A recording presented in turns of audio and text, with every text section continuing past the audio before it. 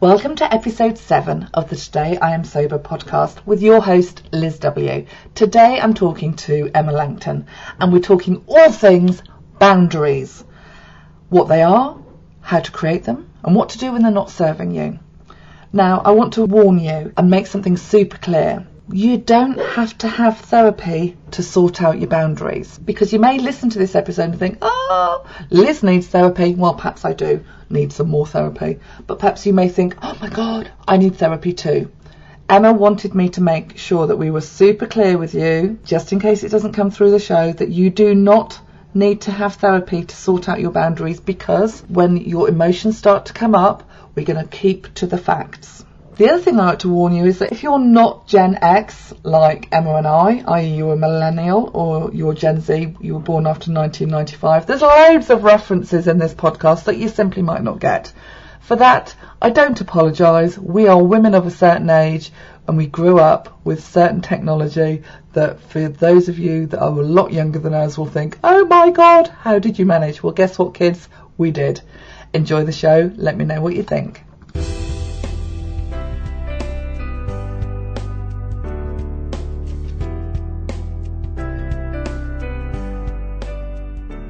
Emma, I'm so excited you are joining me on this podcast today, because Emma Langton is a leadership coach. And Emma, you and I have known each other for, over 2 years now. And Emma is kind of known by her friends as the boundary queen, #boundary queen, because Emma is a phenomenal businesswoman and mum of 2 children, wife, and also mum to a beautiful fur baby. And you are the one woman I look to when I think about boundaries, because it always feels to me like you're so kind of like in charge of your life and situations, because you're so great at creating boundaries, and I'm just like, I'm in awe of you. So thank you so much for coming on the show today. Oh my goodness, thanks for having me. But gosh, what a introduction to live up to. It's so funny, isn't it? Because I do love boundaries and I love talking about boundaries. There's a bit of a story about how I came to know so much about boundaries, absolutely. And I can kind of spot where people have maybe gaps or struggles and things with their boundaries. It's just something that kind of just seems to show up to me like a bit of a flag. But it's interesting when you're saying that I seem to like sort of have things together and stuff like that. Well, actually, it's great that you say that I've got the boundaries a bit all sorted, but it's a bit like social media, isn't it? I haven't got everything sorted, Oh, that's reassuring. Thank God for that. You are not Superwoman. Yeah, no, absolutely not. No, I can finish my work in the office and I go downstairs and I go, oh, bloody hell, we've got nothing for tea. Oh, crikey, it's already 6 o'clock. The kids are really, really hungry. What am I going to do now? And it might be that I don't have anything, or they don't want it, or even I haven't got energy to do what I had planned. So no, I don't have everything sorted. Absolutely not. But I can do boundaries. Excellent. So why don't we start with your definition of boundaries? Because I'm sure there's tons of, everybody has an idea of what a boundary is. So why don't we keep this really simple and start off with what you call a boundary? Right. So boundaries are very personal to us. Yeah. So they will be different for each individual. They'll have similarities, but boundaries are personal. Boundaries keep us safe. And when boundaries set expectation for both ourselves and the people that we are with. So then, when we respect our own boundaries, we're setting that expectation that other people respect them too. But then what that means is boundaries create respect. Oh, I like that. Boundaries create respect. Absolutely. And that's what that's something that I do end up saying quite a lot. Look, boundaries create respect.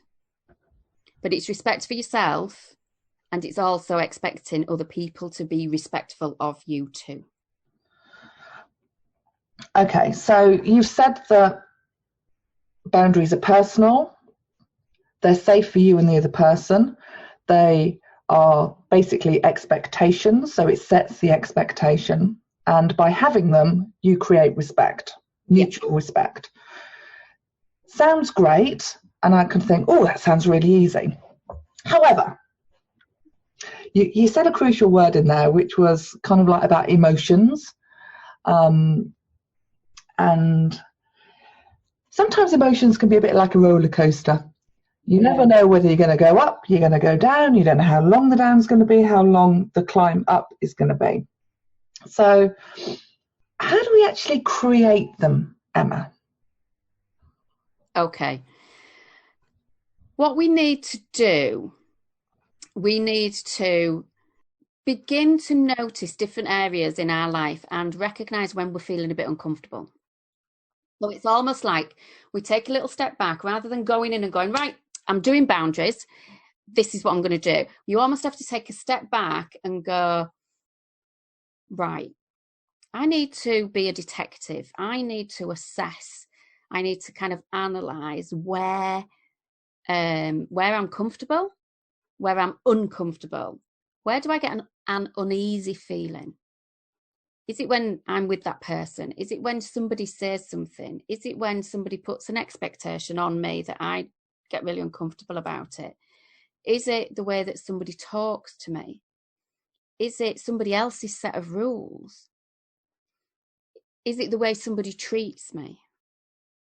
So you start to be a bit of a detective, and it does mean, we're not going like really deep into, let's open our whole Pandora's box about all our, about our early life and all the stuff that we have, because we all have stuff. That was what makes us the individual human beings that we are. But where's the bits and pieces where I get a little bit uncomfortable, where I don't really want to follow what somebody else says. Okay. And then when you begin to sort of see that, and then you go, oh, well, what's that kind of about? What is it about what that person does or that situation that makes me a bit uncomfortable? Oh, I don't like them maybe bossing me around, or I don't like somebody saying that I must do this or I must do that, or that person's a bit familiar, or that person's a bit pushy, or do you see what I mean? There's lots and lots of situations in life, often where we're kind of like, or, oh my God, I've ended up doing that thing and I didn't really want to do it, but I felt that I had to say yes, or I felt unable to say no, or so there's all these times when we're a bit like, oh God, I'm not really sure about this. I really like that, because you started off by saying it's about being a detective, and it's almost like observing yourself and how you feel about things. Yeah. And it's about noticing those moments of discomfort, and I really like that. It's funny actually. The reason I've always loved you and the Boundary Queen is that it takes me back to art therapy in rehab. I don't know if I've ever told you this story. In rehab, we had art therapy with this amazing woman. I loved her to bits, and I'm a creative that would love to draw better. And we had to draw this picture of boundaries one day in relation to our drinking, and keeping us safe from picking up the first drink. And because I did all my drinking at home, we got this huge piece of paper.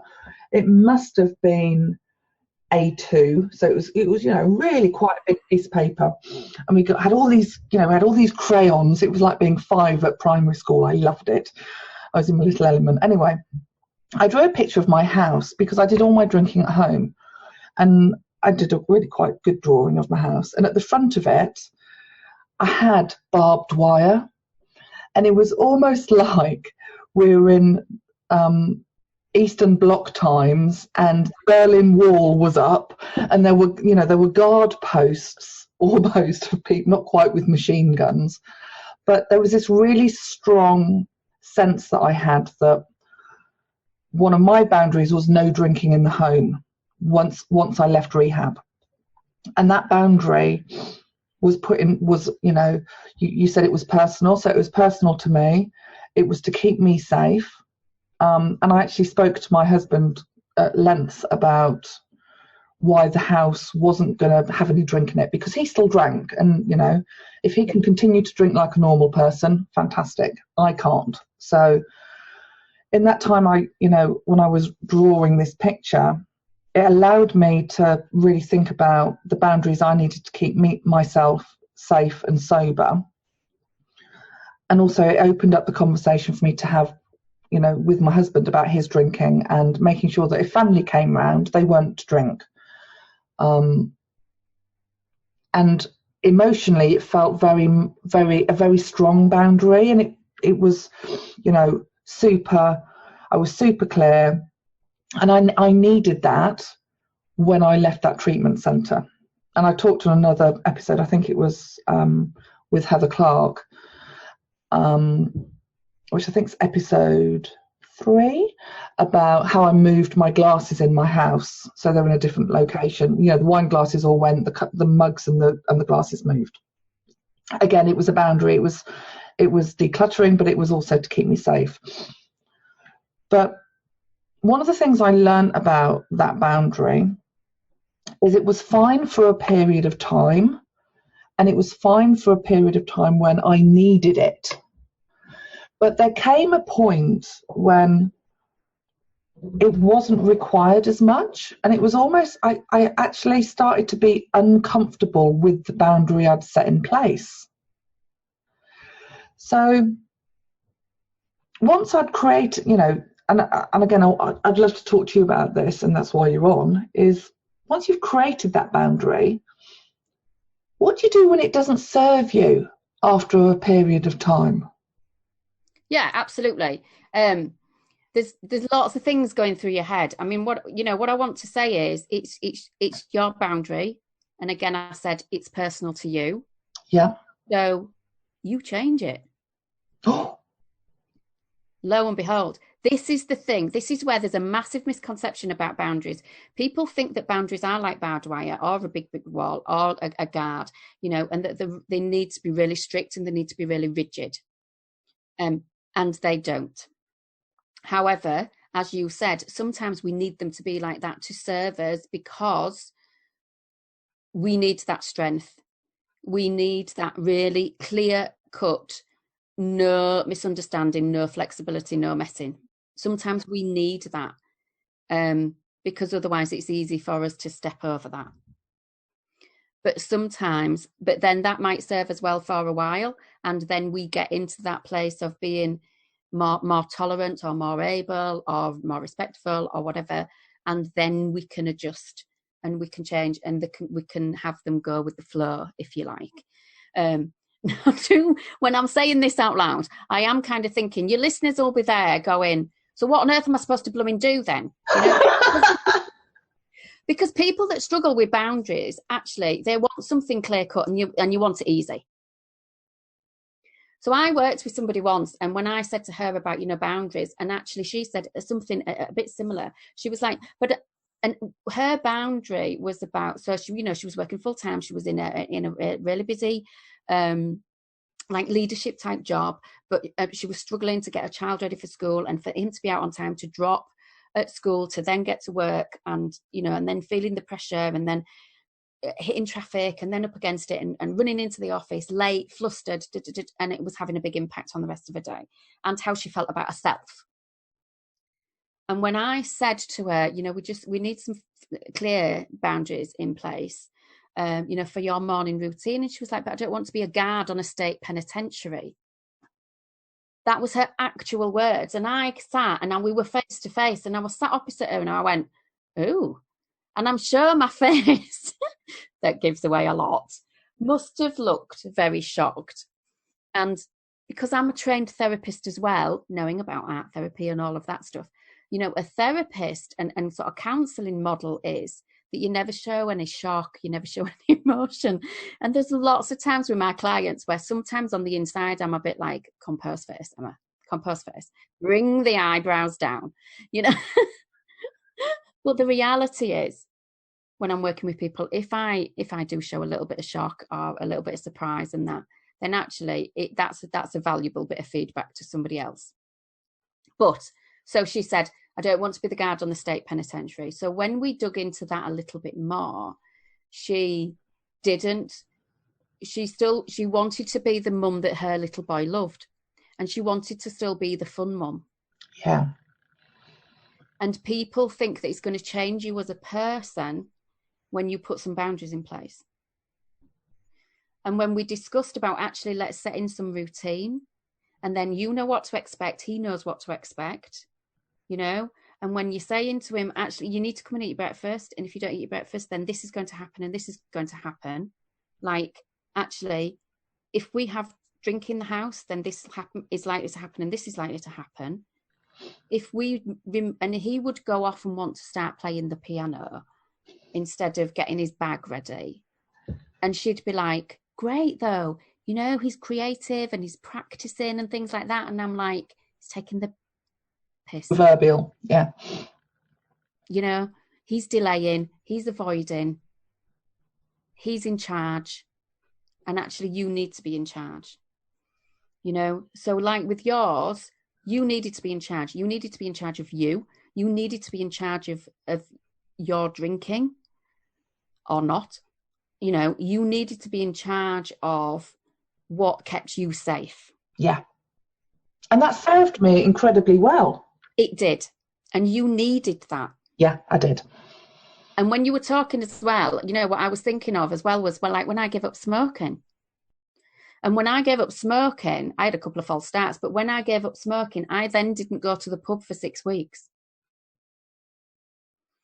And then what I did was, then I adjusted the boundaries, if you like. So then what I did was, this was in the time when you could still smoke in a pub. I was just going to say, for those people that are too young to remember, you could actually smoke inside a pub. You weren't banished outside under a heater and in a little umbrella. Yeah, exactly. You know, and under a little bush shelter type thing and stuff. Yes, you could smoke in a pub. So I avoided, because my smoking was like drinking one hand and a fag in the other. Yeah. So the two went together with an association and with almost a subconscious connection. So you remove one and you've broken that routine and you've broken some of that habit and you've broken some of those automatic responses that you do. And so, yes, you needed that boundary and you needed to move your glasses, your wine glasses, to break that association. Yeah, and actually I had to move them out the house because that was the safest thing for me to do. Because we can automatically reach for things. Exactly. People that comfort eat, you know, they'll automatically reach and they'll have consumed a packet of crisps or a bar of chocolate and things. And actually it's gone before they've realised. You know, yeah. You know, we're all capable of that. But then it's picking about, what do I want to make a change to, you know, and what do I not? Okay, so once we've got those, we've found something we're quite uncomfortable with, and it's kind of niggling at us. And then is that where we decide, is this something I want to look at and address, or is it something I'm prepared to put up with? Because them's your choices, aren't they? You either put up with it, shut up and put up with it, or you do something about it. Definitely. You know, and then what's the consequence of that? So for you, the consequence of, well, maybe I could put up with the drinking, but what's the consequence of that? You know, maybe somebody could put up with the overeating, but you know, if that eating the bar of chocolate, but if that person's a diabetic, what's the bigger consequence of that? Because then you need something that is your bigger driver, you know. And it might just be like, do you know, I'm not going to have people walk all over me. I'm not going to have somebody that comes to me and I always get dumped with the rubbish job at work, you know. Things like that. I had somebody that used to ring me when I was in corporate. They used to ring me, oh, I'm not sure about this. And before we'd finished that conversation, that telephone call, because I'd explained to her how you were doing it and this, that, and the next thing. And somehow, some way, she'd wangled it. And I'd hang up the phone and go, I'm doing that job now. Why am I doing that damn job? Right? Some people are very clever, aren't they, about... Very good at that. But so I then got that uncomfortable feeling. I then got wise to it. I was like, right, it's this person and I don't like the outcome. And I don't know how she's doing it, but actually that's not my problem. What I need to do is guard against her doing that. So then when she rung up, I'd be, sitting up a bit straighter. I'd be putting down the other stuff that I was doing. I was giving it my full undivided attention, this phone call, and making sure that I did not then just offer to do some job. And I set myself little phrases, if you like, that were kind of like, that were along the lines of no. So this is kind of, this sounds to me like classic, well, in my life, it's classic people pleasing. I have this, I want to be liked. I want people to enjoy spending time with me. I want to have fun.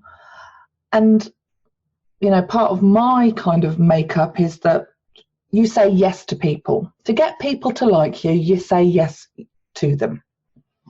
We won't go down the road of why I think that, because we could be there for an hour or 20. But this desire to please people is something that I've observed about myself since I got sober. And I've realised it's something that needs attention.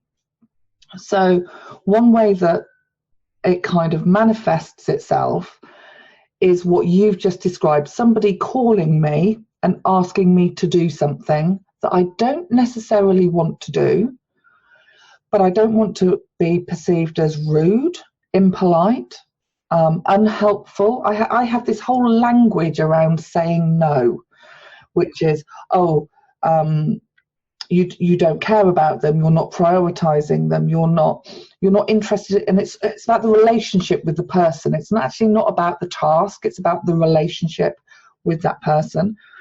So invariably I say yes to things without even thinking about it, because whilst it might have my attention, and I might have their full attention when I'm talking to them, part of me is like secretly, oh, they want me to help them. Oh, lovely. I enjoy this. I like this. But then what happens is I overextend myself.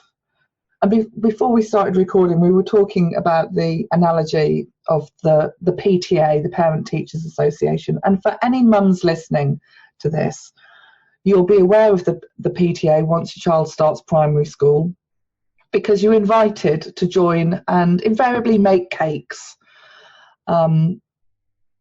And when we both were, I know this because we know each other fairly well, when we were when our children were in primary school, we both had full-time corporate jobs. And I can't bake for toffee. So I actually made a decision quite early that I was never going to be the mum that baked a cake and took it in. I always went to the supermarket and contributed a supermarket offering, which in some parts of PTA land is kind of like the worst thing you can possibly do. However, it was a decision I was comfortable with. But people pleasing, I'm rambling now, but let me pull myself back. How do you stop yourself, Emma, from automatically saying yes to people? Because it's almost like I need a boundary with myself that my first response is never going to be yes. So if you were working with me and coaching me, and I was I am one of these people that likes to automatically say yes, what are some of the delaying tactics I can put in place between me and the other person so I don't automatically capitulate and just say, oh yes, of course I'll help you, darling? Well, that's it. So, when I said be that detective, what we, and people don't need to necessarily go in and do their own, let's dive deep into the past and things like that you said, but we do need to be aware that we learn these behaviours. Just as a fact, we learn these behaviours from our experiences, from our early life experiences, and then other ones. But then we are told really from there might be from personal bits of upbringing, and we don't need to dive into it. We just need to know it as fact. But But we can be told, be a good girl. Speak when you're spoken to. And there'll be other ones, like don't show off. Be kind.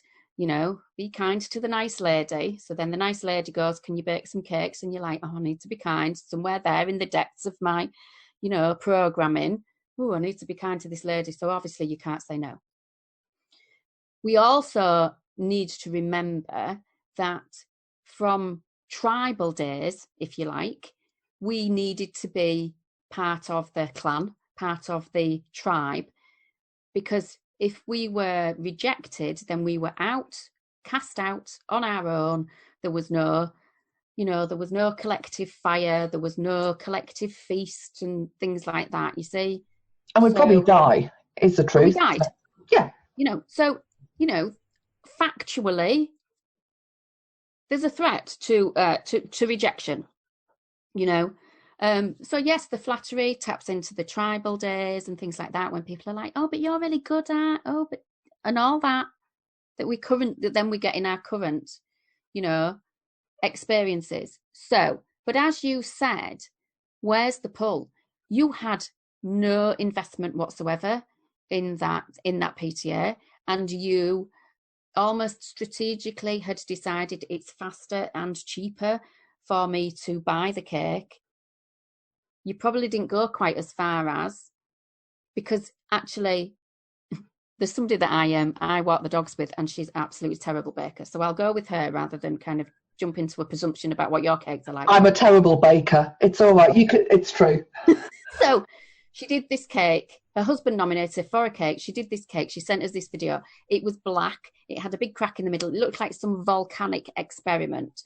You could even see the smoke rising up from it, and it was soggy in the middle. And I was like, it was hilarious. I mean, it's fun when we learn this stuff. It was hilarious. And I just said to her, you would have been cheaper. You've spent all the money on the flour and the butter and the sugar and whatever. She would have been cheaper and faster to just buy the damn cake. So what I tend to say to people is, look, buying a cake worked for the lady on the Calendar Girls when she put it into the Women's Institute bake competition. It worked for her. It can work for you. And it depends then where your driver is and where your pull is. You had already clearly was like, I'm not investing in that. It doesn't matter to me. When we've got stuff that does matter in the people pleasing, we need to factually remember, okay, we were brought up to please, to, like I said, to be a good girl, to, do as you're told, to speak nicely, whatever.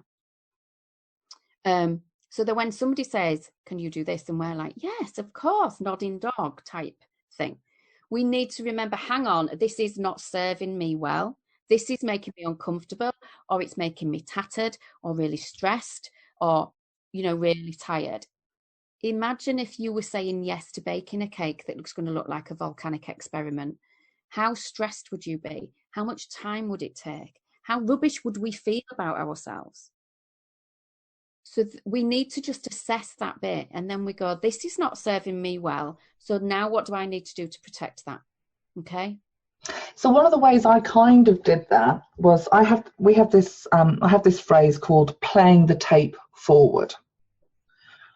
And it's back in the days when we actually physically had tape. And I don't know how many of you listeners actually remember listening to the top 40 charts on a Sunday evening in the UK. It's 7 o'clock. They would tell you who the number one was. And I used to record it, but only record the songs I liked, because we didn't have mobile phones in those days where you could listen to any song or even tell Alexa what you want to listen to in a moment's notice. So we used to record it.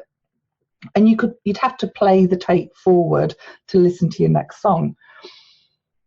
And actually, I use that phrase a lot because it enables me to kind of see where the thing is going to go.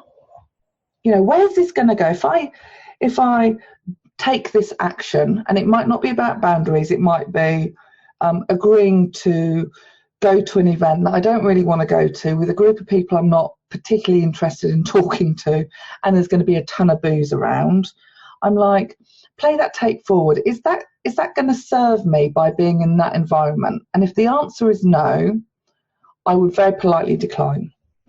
But the place I struggle with boundaries are those really personal ones that tap into the I'm not good enough, he's going to hate me, and invariably it's around my relationship with my son and about being a mother, because I think that taps into a whole part of me that is actually quite challenging. Saying no to somebody professionally I find often easier than saying no to my child. Yeah, absolutely. And you hit the nail on the head, because there is that personal connection. Because then what you're doing is you're going from a professional head on, from your professional hat to your personal hat. And then you dip into your own emotional feelings, right? But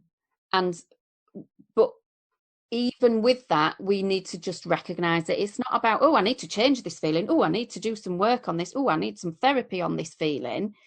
It's, do you know what? Oh, there's the mummy guilt. Oh, there's the no guilt.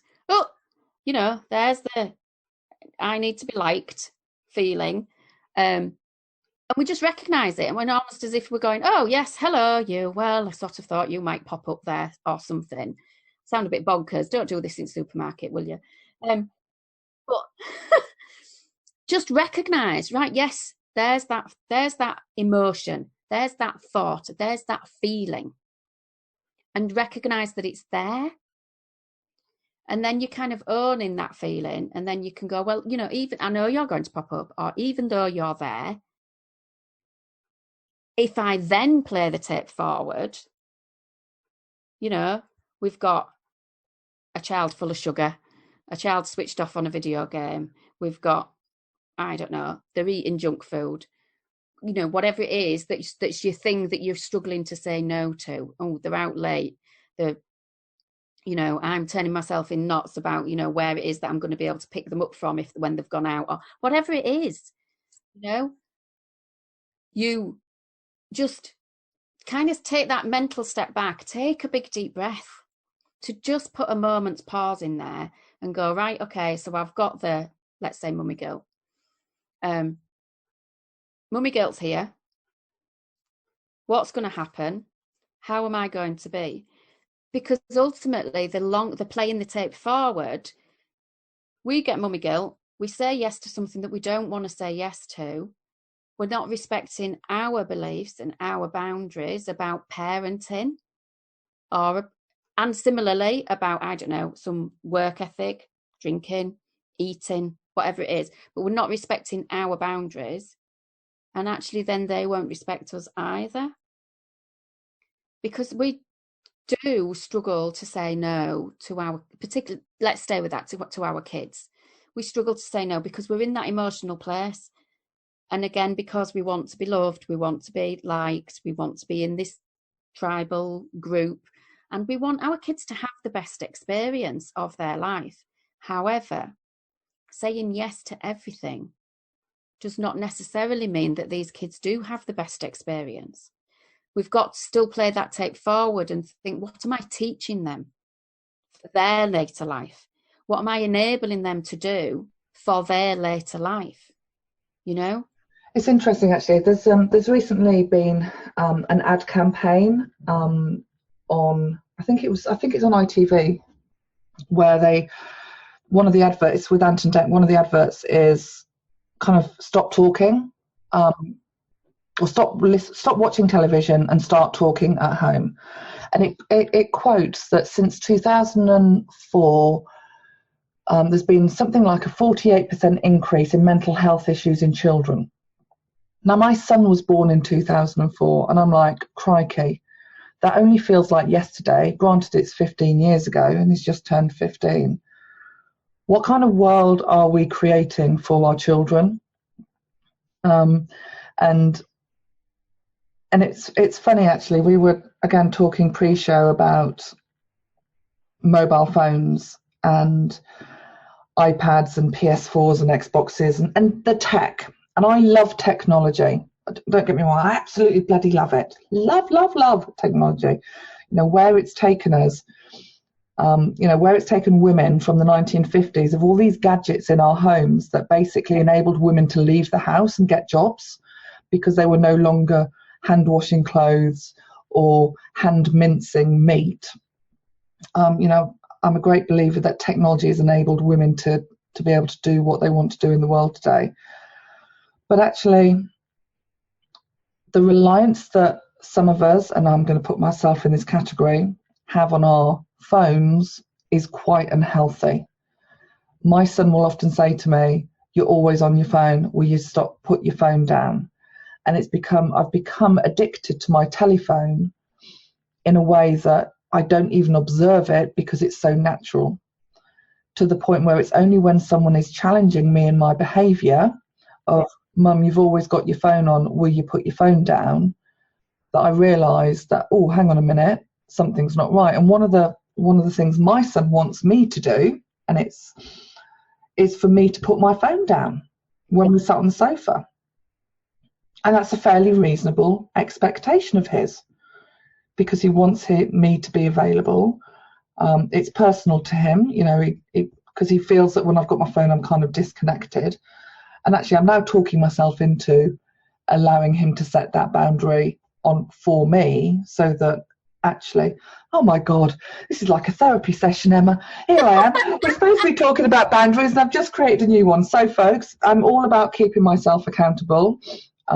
So I'm going to set myself a target of, for an hour an evening, because I rarely sit on the sofa, for 1 hour an evening, I will not have my phone in the same room as me. And I'm going to build up my resilience for not having my phone on my person time after time. So I'll keep you posted, listeners, about how we get on with that.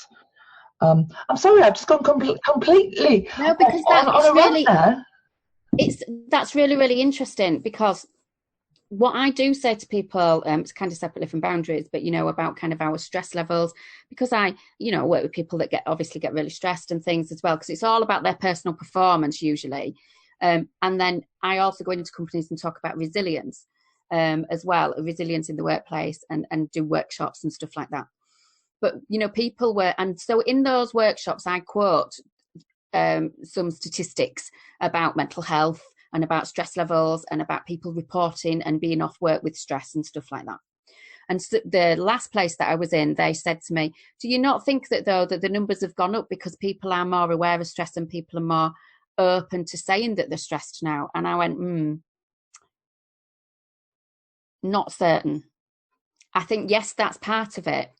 But when I'm in I have a consulting room that I use for when I do see people face to face, because I work online and I see people face to face. And in that consulting room, it's a beautiful old house, and it's got a cast iron fireplace in it. And I say to people, look, let's just call them olden days, whenever. It doesn't matter how far back we're going. In the olden days, we used to get in from work, sit down and read the newspaper, darn socks, and have conversations. And then what we do now in an evening is very much as you've mentioned. We sit on the sofa, we read the news on our phone with the different kind of light, with where we are, where it is designed to take you to the next article, to be completely absorbed in it, for you to lose track of time. And whether that's newspapers, whether that's social media, whether it's a website, whatever it is, they are designed to take you to the next place, and keep you fully absorbed. And we will be apparently watching telly, sitting with the family, and on our phones or tablets or whatever. So we're already doing 3 things. And those 3 individual things are supposed to be things that want our undivided attention. So it's no wonder then that our stress levels go up and up and up. People used to sit and just, gaze into the flames of a fire type thing, which is quite a mindful thing to do. The flickering and the colours and stuff. Darning socks, it's quite a mindful thing to do. It's easy, it's repetitive. You can still have a conversation while you're doing it, as they did with crochet, knitting, and this. What else? What did guys do? Like whittling away things and a bit of woodwork and things and like that. It was also very tactile, because you're doing things with your hands and it's quite sensory. And those are all very calming activities. And what we have now are all very stimulating activities on our brain. So it is no wonder that people are more stressed, because we are having less conversations, but we are generally busier because of technology. It has its wonders, but we are generally busier, and there's more pressure, and everything needs to be instant. So well, I get all that. So then actually that's the reason that we do still need really good boundaries. And, we need to then develop our ability to know ourselves, our conversations, be able to say no, be able to put our phones down. But what we get is we feel really uncomfortable. But what the phone bit also does at times is it gives us let's almost say the illusion, because whether it's right or wrong, the illusion that it is keeping us connected with other people. And we need to talk, and we need the connections with other people for the positive feedback for us to feel good. And actually we're seeking connection with people that are further away from us through our mobile phones. But then, as you alluded to me right at the very, very beginning, it's the appearance that everything's all sorted. And then we're not always that sorted, like I've said. So we're getting mixed messages from it, if that makes sense. So then, yes, we do still need those boundaries in place. But we need to recognise what that uncomfortable feeling is again. What's uncomfortable about you putting your phone down? And actually, does it get easier the longer you practice and the longer you leave it? But if we're constantly going, oh God, I want to, my phone's pinged, and, or there might be an email there, or I'm waiting for somebody to come back to me on that, then it's going to be making your mind really busy. And you're not going to be listening to your child anyway. You're not going to be paying attention to the TV, because you're going to be busy in the back of your head going, I wonder what that says. I really want to go and see what that email says or what that ping was.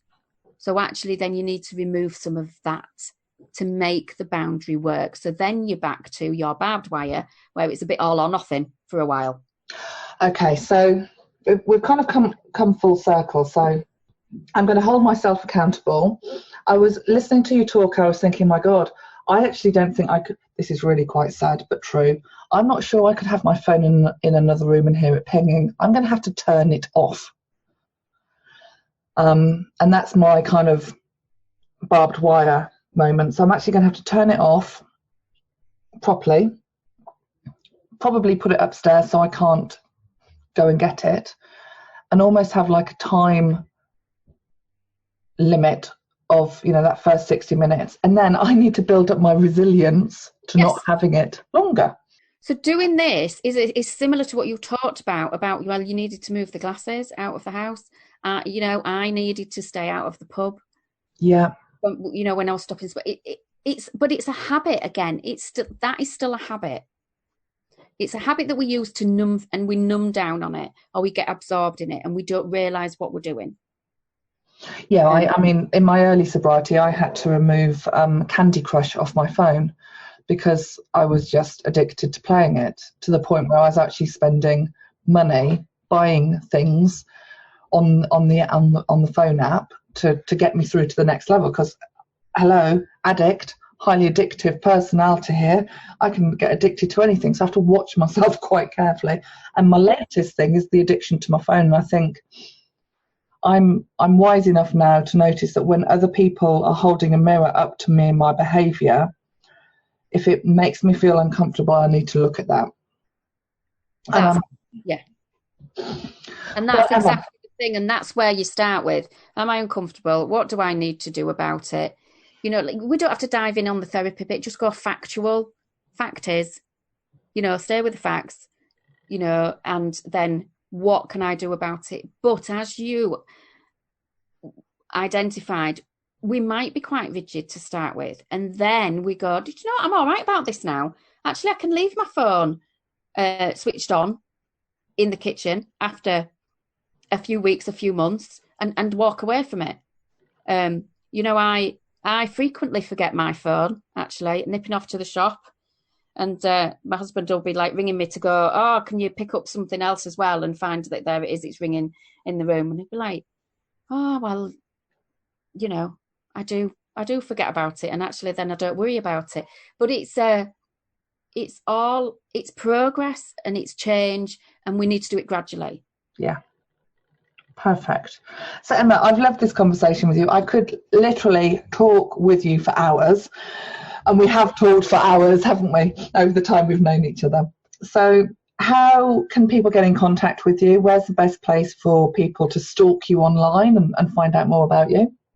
So my website is emmalangton.com, and I have a podcast called Lessons for Leaders that you can go and find on iTunes and various other podcast platforms. Brilliant. Well, Emma, it's been a pleasure having you on the show. Thanks so much for joining me. It's been a pleasure. Thank you.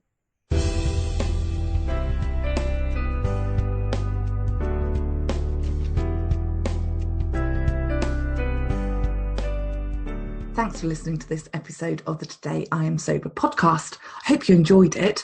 I'd love your feedback. So come and find me on social media. All of the links are in the show notes. Until next time, bye.